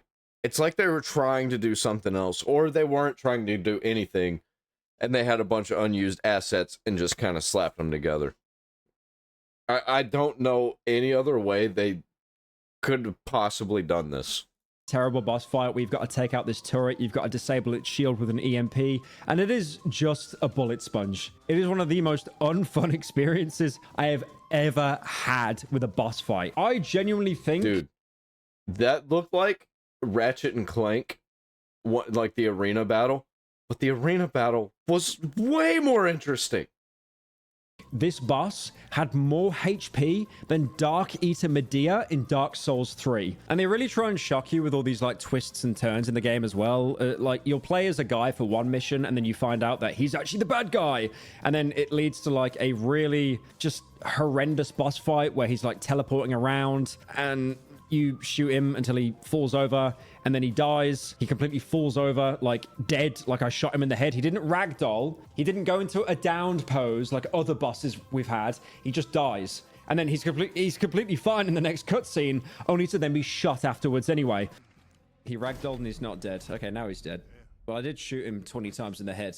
Like, there are certain points where you think, wait a minute, it could get good. Like, there's these huge mechs that you see, and it's like, yeah, we need to take control of these mechs, guys. We gotta, like... Reminds me of Starfield.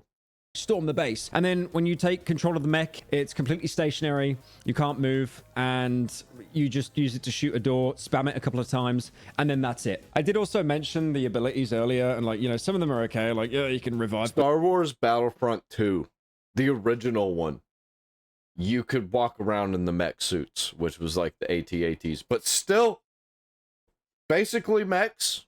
But then some of them are just pointless. Like you've got the Black Hat ability, which was an actual device you could use in the multiplayer as like a perk or like a tech item. This can be used to hack stuff, right? So you can hack a drone and it does seemingly nothing, like absolutely nothing. And then you can also use it to hack robots to like stun them or to kill them. But by the time it takes the bar to load up, I'm not sure whether it's using like AOL or something. You can literally just shoot them in the head and they'll be dead anyway. Because the thing is, in this game, like I said, if you're not getting headshots, enjoy dumping an entire mag into an enemy for them to go down. You need to have headshots here to be able to do anything. But yeah, honestly, like this campaign, I am just blown away by how god-awful horrendous it is. Like even at the end of the game as well, like in the post-credits scene, it reveals that like you didn't actually get the real bad guy. There's this other big bad guy called Dawn. And how do I know his name? I wonder how long they spent on this campaign and how long it had been since they were supposed to start and didn't start it.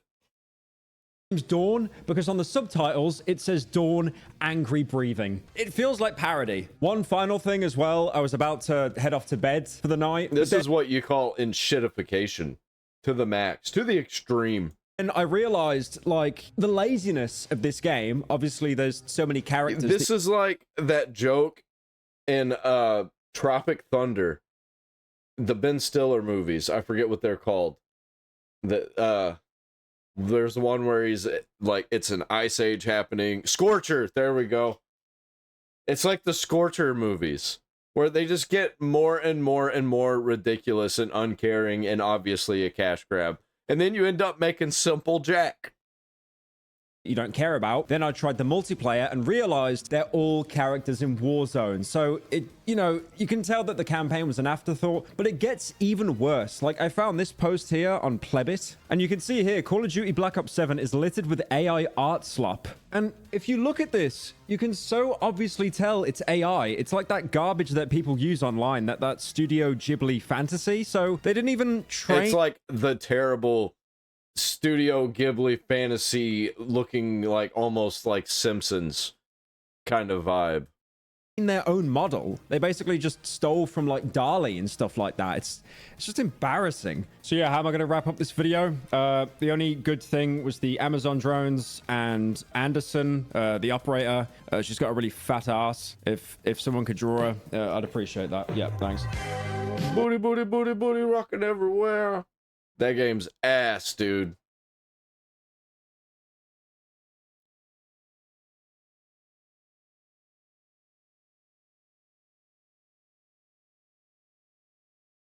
Let me see. What do I want to... And there's just no other... There's just no way Clear Obscure Expedition... Yeah, we're going to talk about the Indie Game Awards as a shit show. Dude, Expedition 33 is just not allowed to win.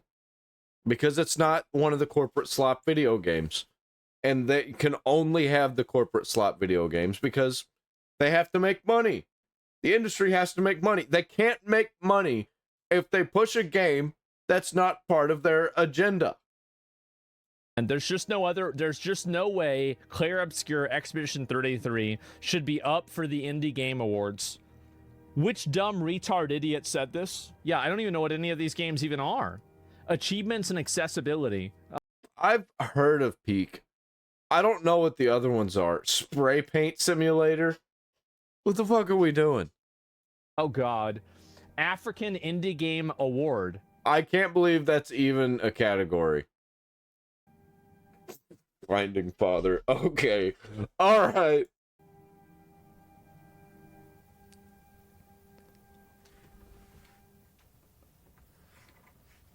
What are these even?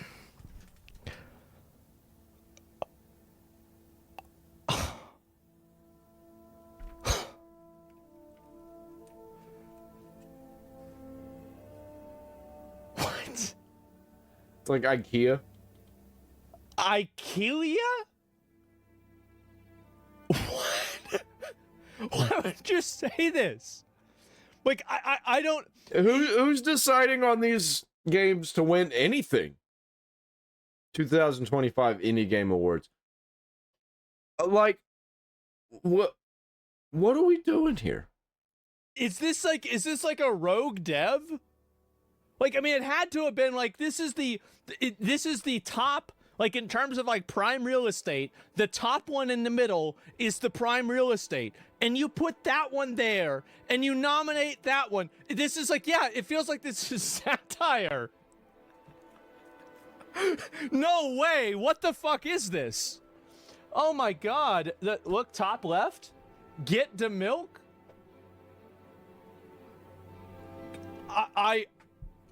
I get the milk, Finding Father, and I kill you. I can't, guys. This is crazy. 2025 Indie Game of the Year Awards. What is this here?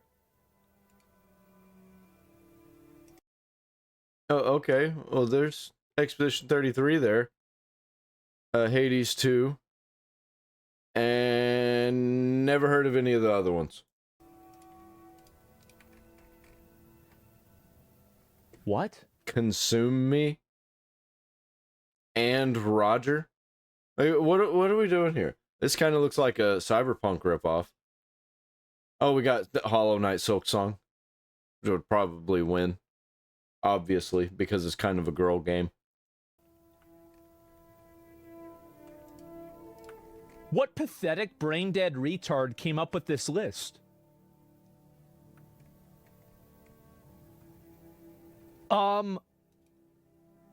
Let's look at some of these games.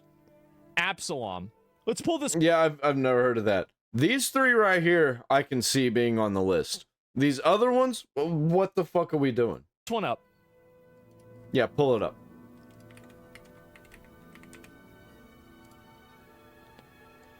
$7,000 players. Let's look up And Roger.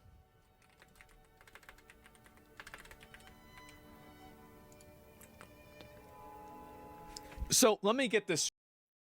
Okay. This is going to be your Indie Game of the Year nominee. Straight. Hold up. Hold up. Wait a minute.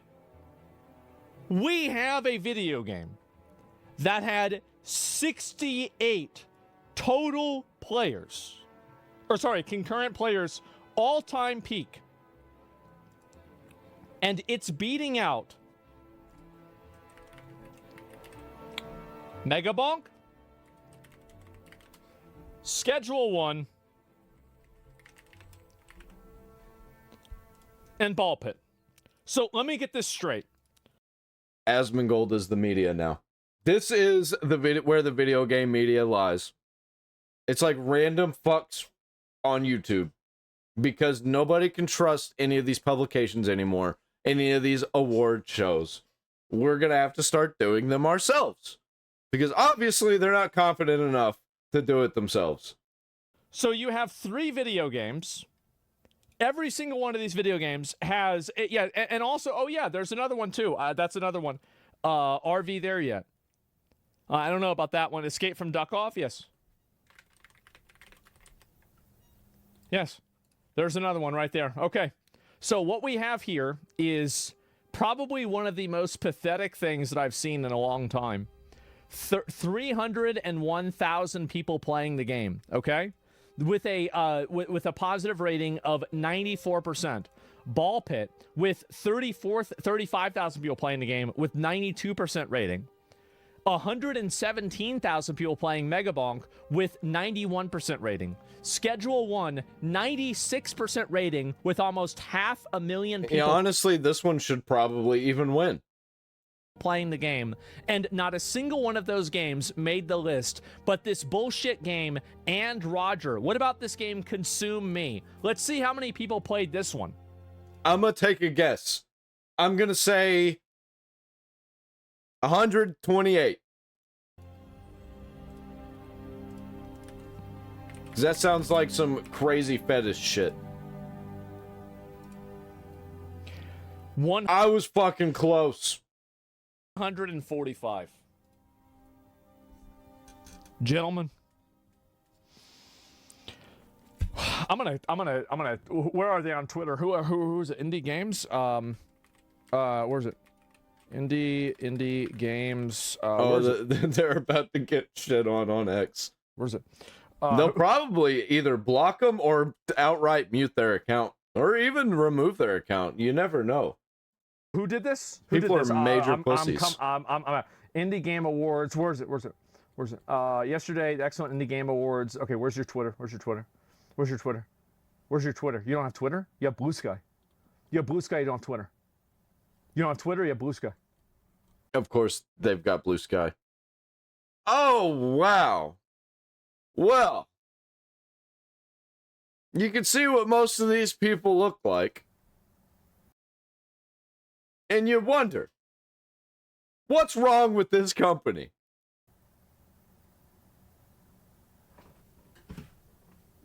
Figured it out. Yeah.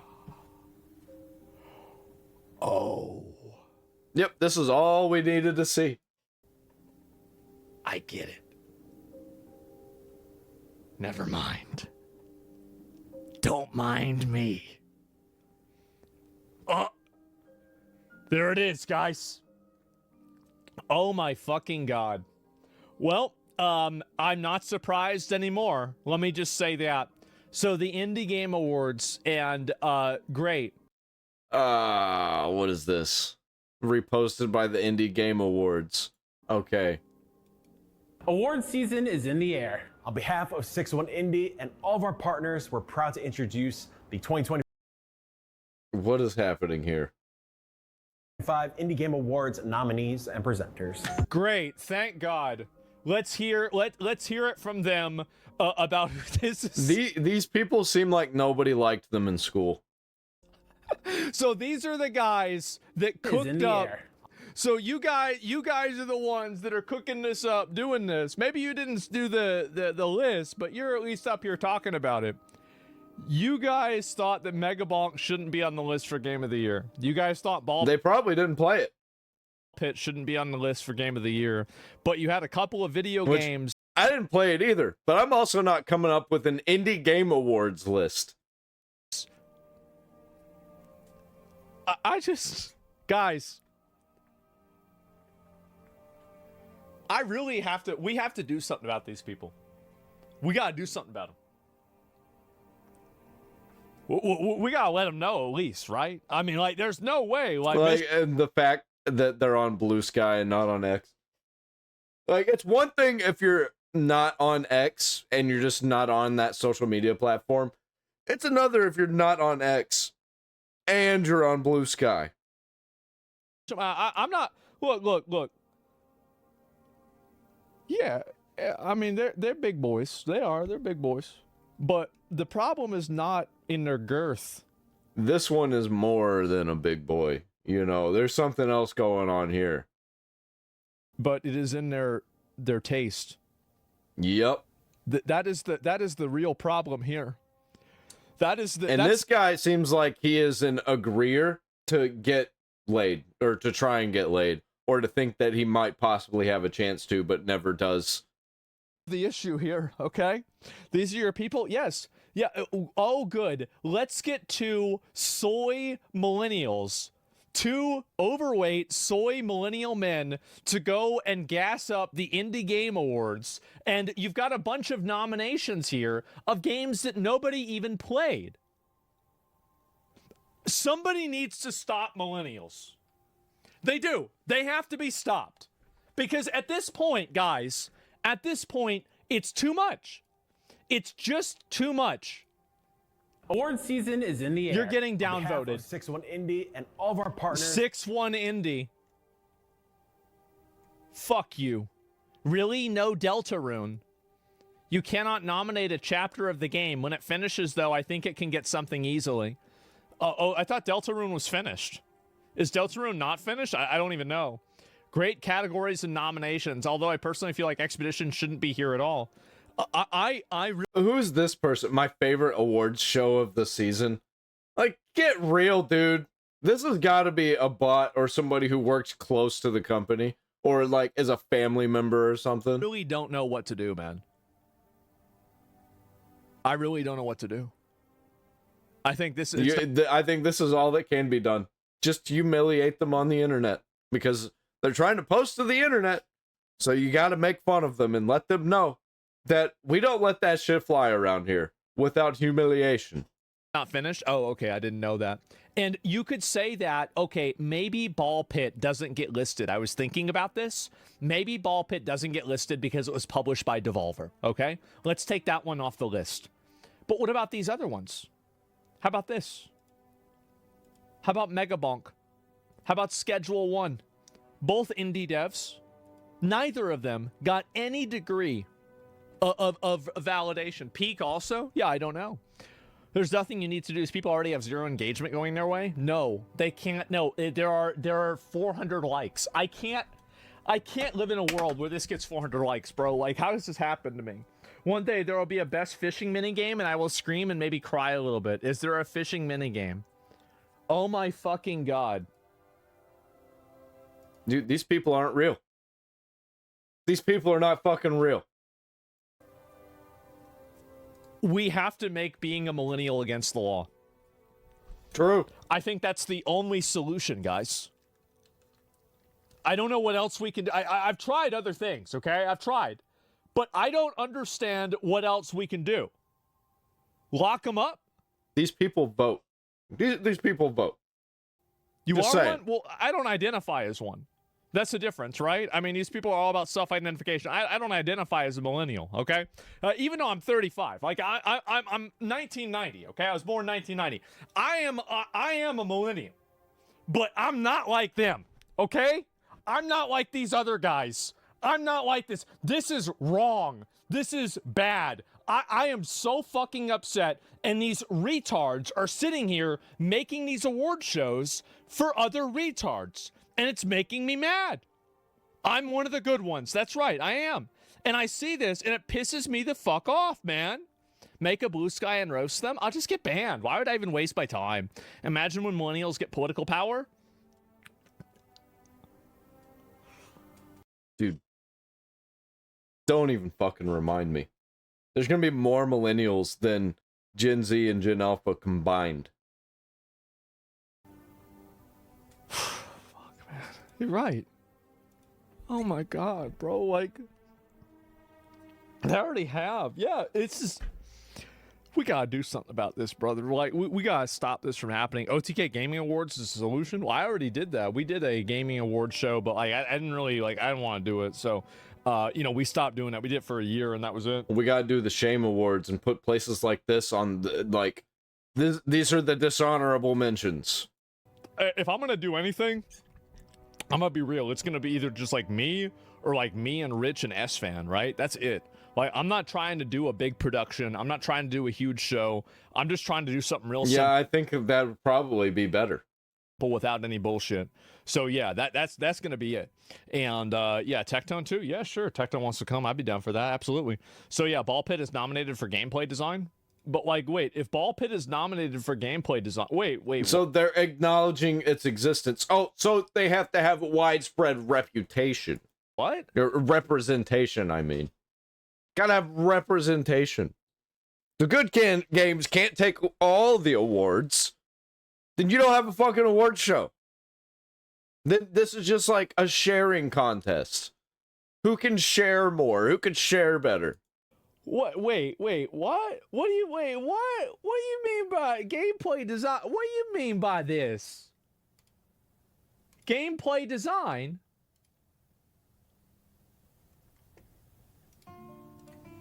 I can't. I'm sorry. I can't handle this anymore. Yeah, we have to. Yeah, I saw a whole bunch of shit that just looked like a bunch of slop that I've never heard of before, never seen before. And and I can think of so many other games that have come out that deserve these spots way better than these do. Collab with Takashi. Oh, the one about gaming community? Like, what the fuck is that? Bro, that'd be funny. That'd be really funny. So they know about, and they consider it legit indie. Yeah. Wait a minute. So hold on. Wait a minute. Actually, no, I want to find it. I want to find it now. Now I got mad, but now I'm unmad, and now I'm re-mad. Where is it? Emotional impact. Gameplay design Ball Pit. Ball Pit was published by Devolver Digital. Devolver Digital is a publisher. Being an indie game means that you don't have a publisher. That's why Sandfall Entertainment is considered an indie studio. It's because they're publishing their own games. So we have right now elite professional retards. Look at all these games Devolver has published. Look at all this. Pages. I think they just decided what goes into what categories. I don't think there was any like specific criteria to put them there, other than they liked them. And if there was something that made it in there that they didn't want in there, they removed it. Put it in a different category. And they put this one on the indie list.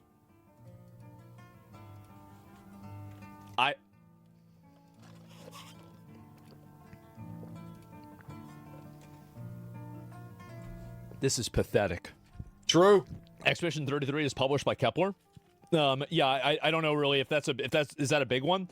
Stanfall is the studio. Okay, so what does indie game even mean to them? Did they even explain what indie game means? Not AAA. No. It hosts. Okay, there we go. Great. Yeah, that's just what I wanted to see. Judges. Okay. All right, who we got here? We got GameSpot, Game Informer, Laura Kate Dale, okay. Black Voices in Gaming, all right. International Game Developers Association. Okay. Queerly Gamers. Great. So we're gonna have women, Latin American games show, women-led games. All right. Women-led games, Latin America Game Showcase, Wholesome Games. Let's see here. Black Voices in Gaming. Do we have any more of these here? Any other of these identity groups? Insider Gaming. There we go. There's another one. Trying to pretend like they like video Able games. to play. What else do we have? I think that might be all of them, which is good. Hidden Block Games, Nerder, what the fuck? I don't even know. They shouldn't be allowed to do this. I don't think they should be allowed to do. How can they do their show and have? And they're probably going to be reported, like, as like on game cases, as like a valid reviewers for Game Awards, and these games will be like, it won the Indie Game Awards for this award, and they're gonna have like some kind of sentence and quotes, and they're gonna be able to market that. That's exactly what these shows are for, by the way. That's the only reason they exist, so they can put it in the marketing for these corporate slot games or these weird woke, also corporate games. They're just not AAA. They're corporate indie games. Like, this is ridiculous. I'm pissed, bro. Blue hair games? Yeah, all woke shit, bro. All annoying, cringe, like, millennial slop woke trash. It's pathetic. Absolutely fucking pathetic. Yep, it's disgusting. I can't see this anymore. Yep, I'm so glad that was over. I didn't want to watch any more of that. I don't want to continue this stream anymore. That's it. We're done here. I'm ending it right now. Join the Patreon. I got it linked down there in the description. And also, I'm going to be live streaming over on YouTube at midnight right after this show. So be there or be square.